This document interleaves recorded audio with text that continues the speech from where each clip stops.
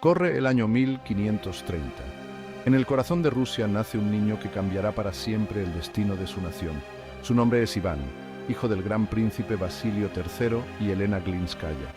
Él es el heredero de un reino dividido por luchas internas, un legado de luchas de poder y traiciones. La infancia de Iván está lejos de ser idílica.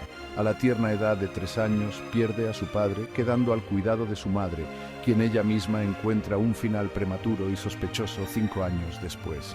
El joven príncipe se convierte en un peón en un juego peligroso, siendo testigo de primera mano de la brutalidad y la traición de las familias boyardas que compiten por el control. Huérfano y rodeado de enemigos, Iván crece en el Kremlin, un observador silencioso de las luchas de poder que se desarrollan a su alrededor. Es testigo de actos de crueldad y engaño que dejan una huella imborrable en su joven psique. Estas primeras experiencias siembran las semillas de la sospecha y la crueldad que luego florecerán en la tiranía absoluta de su reinado. Desarrolla una profunda desconfianza hacia los boyardos, a quienes culpa de la muerte de sus padres y de la agitación que envuelve a su reino. Esta desconfianza se agravará y finalmente estallará con consecuencias devastadoras. En medio del caos, Iván encuentra consuelo en los libros y la religión. Se sumerge en textos religiosos, absorbiendo las enseñanzas de la Iglesia ortodoxa. Esta temprana piedad, sin embargo, tomará un giro oscuro más adelante, manifestándose como una ferviente creencia en su derecho divino a gobernar y una voluntad de castigar a sus enemigos con celo despiadado.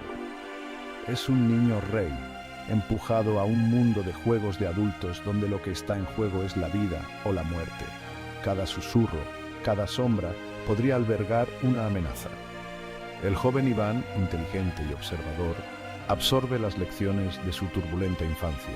Aprende que el poder es primordial, que la misericordia es debilidad y que la supervivencia depende de aplastar a tus enemigos antes de que ellos puedan atacarte. Estos años formativos forjan en él una resolución férrea y una ambición inquebrantable de restaurar el orden en su reino fracturado, cueste lo que cueste. El zar niño, moldeado por la tragedia y la agitación, se está transformando lentamente en el hombre que será conocido como Iván el Terrible. En 1547, a la edad de 16 años, Iván Vasilievich asciende al trono. Es coronado no como gran príncipe, sino como zar, un título que tiene mucho más peso y se hace eco del legado de los emperadores bizantinos. Esta elección deliberada marca un punto de inflexión en la historia de Rusia, lo que significa la ambición de Iván de elevar su estatus y afirmar su autoridad absoluta. El título zar, derivado de César, proclama al mundo que Rusia es una potencia a tener en cuenta, un heredero directo del manto imperial de Roma. La coronación del joven zar es un espectáculo de una grandeza sin precedentes, una muestra de poder y piedad cuidadosamente orquestada. Al ponerse el gorro de monómaco, un símbolo de la autoridad imperial bizantina, Iván IV prepara el escenario para una nueva era en la historia de Rusia.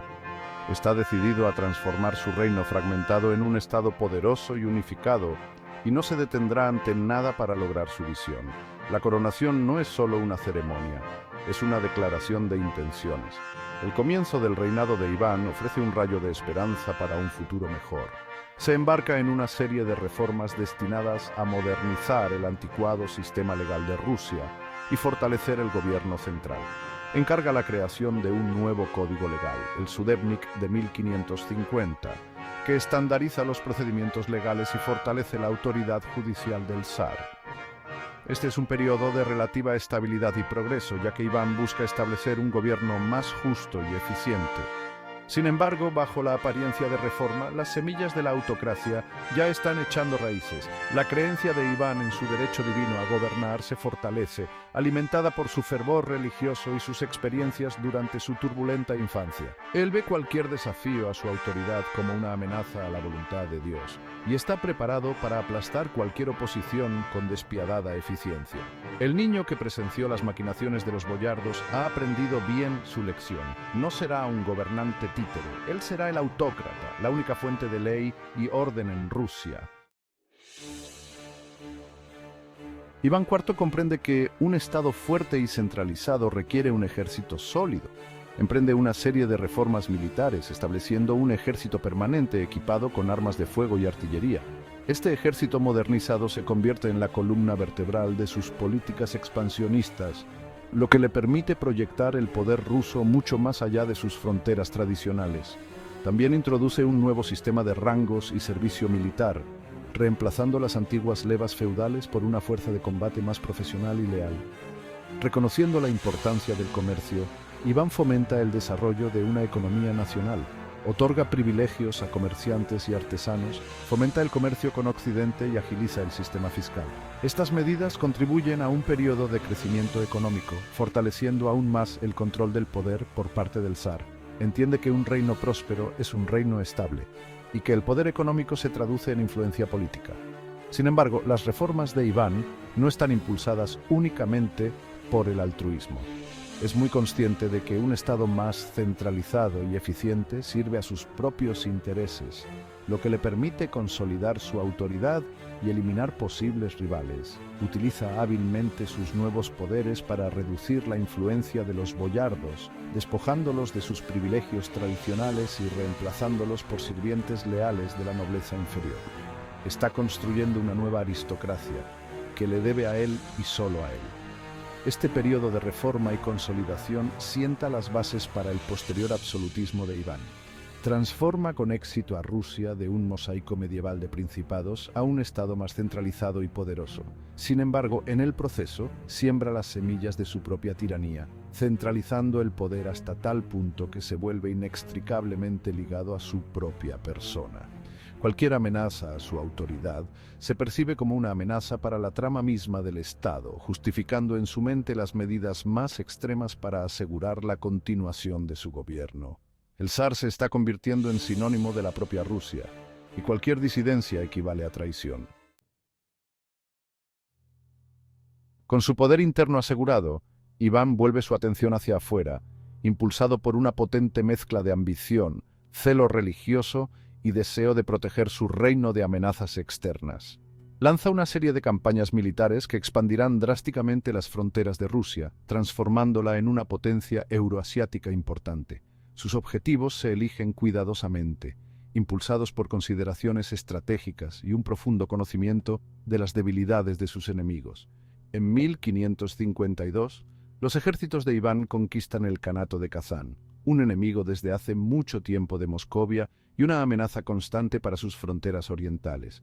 Esta victoria elimina un obstáculo importante para la expansión rusa en la cuenca del río Volga y abre la puerta a las riquezas de Siberia. Es un momento triunfal para el joven zar, consolidando su reputación como un formidable líder militar y un campeón de la fe ortodoxa. La caída de Kazán se celebra en toda Rusia como una victoria no solo para el zar, sino para la cristiandad misma.